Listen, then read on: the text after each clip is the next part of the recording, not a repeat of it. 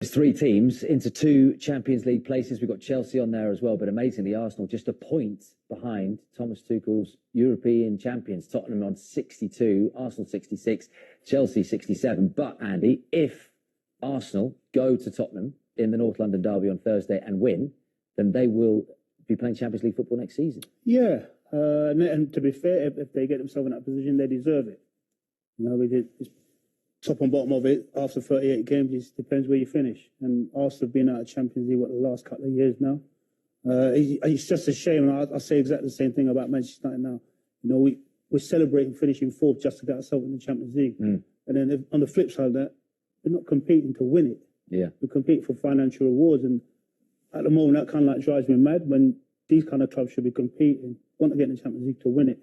You know, but it is what it is. Well, and it's more than a couple of years, isn't it? It's 15-16. It's the season that Leicester won the title. And, of course, Arsene Wenger was there. That's a long time for a club like Arsenal who've been in Champions League finals not that long ago. It just shows you how long a rebuild takes now. You know, from having Arsene Wenger at the club for such a long period of time to having Sir Alex Ferguson at Manchester United for such a long period of time. When those sort of standards, those expectations of the players who are currently wearing the shirt start to drop, which was the case certainly at Arsenal, and I feel as an impartial looking at Manchester United, it's absolutely the case there. It takes a long time.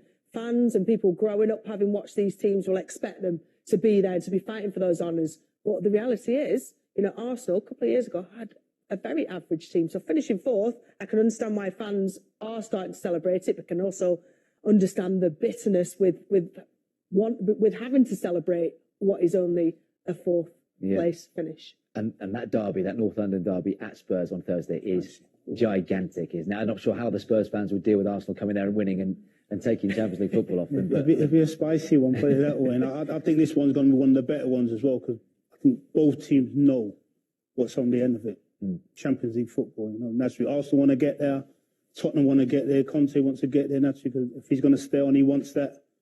A lot of players who want it and vice versa. So, it'd be an interesting game, put it that way. And look, Arsenal, I think it was after 3 match weeks, they were bottom of the table. That, you know, it's some turnaround really, and there was all sorts of criticism for Mikel Arteta. But when Antonio Conte got that Spurs job, we all, did you as well, think Spurs were in the box seat for it back then? You know, he would, with his experience, guide them to fourth. Well, that's it. Conte comes in with a CV, you know, as long as, and also I think the difference between the two appointments was very much a tried and tested DNA, philosophy of play that Conte would bring, and has moulded his team into playing, and everybody very much knew their role coming in. And if it didn't, he was there on the sideline drilling them in that, and that has proven to be pretty successful. With Arteta, it was different. He was a young manager, he'd been an assistant, he'd come there.